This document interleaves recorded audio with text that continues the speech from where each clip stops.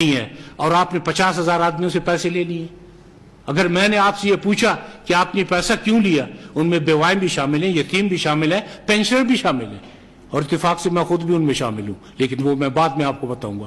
تو آپ مجھے یہ بتائیں کہ اس میں کون سا جرم ہوا کہ کسی یتیم کے پیسے اس کو واپس دلوانے، کسی بیوہ کے پیسے اس کو واپس دلانے.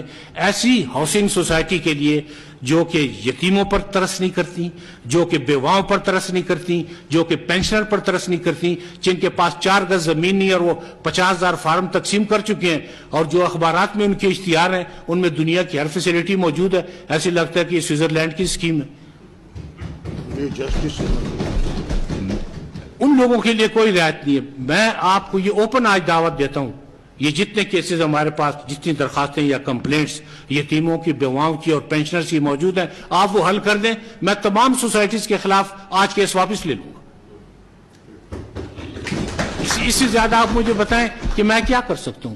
تمام سوسائٹیز کے خلاف میں کیس واپس لینے کو آمادہ ہوں. آپ لوگوں کی اشوئی کریں، ان کے درد کا درماں بنیں. جو لوگ تپتے ہوئے صحراؤں میں جھلس رہے ہیں، جن کی چھت پہ سائبان نہیں ہے، سائبان دینے کا وعدہ آپ نے کیا تھا. وہ عمر بھر کی پونجی لے کر آپ کے پاس آئے تھے، اور آپ نے ایک شام فلائٹ لی اور آپ جا کے دبئی میں بیٹھ گئے. کیا دبئی میں رب موجود نہیں ہے؟ کیا آپ نے پروردگار کو اس کا جواب نہیں دینا کہ آپ نے بیوہ کی یا یتیموں کی رقم اس بے دردی سے کیسے لوٹی؟ یہ لوٹ مار نہیں ہے، یہ کھلی ڈکیتی ہے. اب اگر اس طرح کی ڈکیتیاں ہوں اور اس میں نیب ایکشن لے تو آپ مجھے بتائیں کہ اس میں کون سی زیادتی ہے، اس میں کون سا جرم ہے.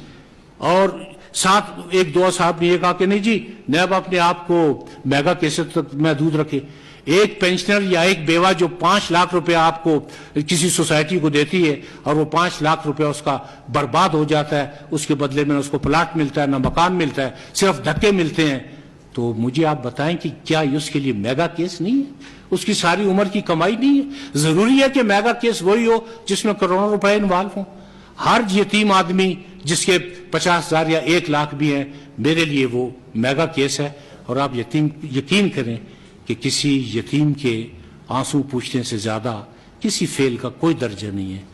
اگر نیب یہ سب کچھ کر رہا ہے تو آپ مجھے بتائیں کہ اس میں کون سی ایسی بات ہے جو قابل اعتراض بات ہے. اور ایک بات آپ ہمیشہ ذہن میں رکھیں کہ وہ سوسائٹیز ماضی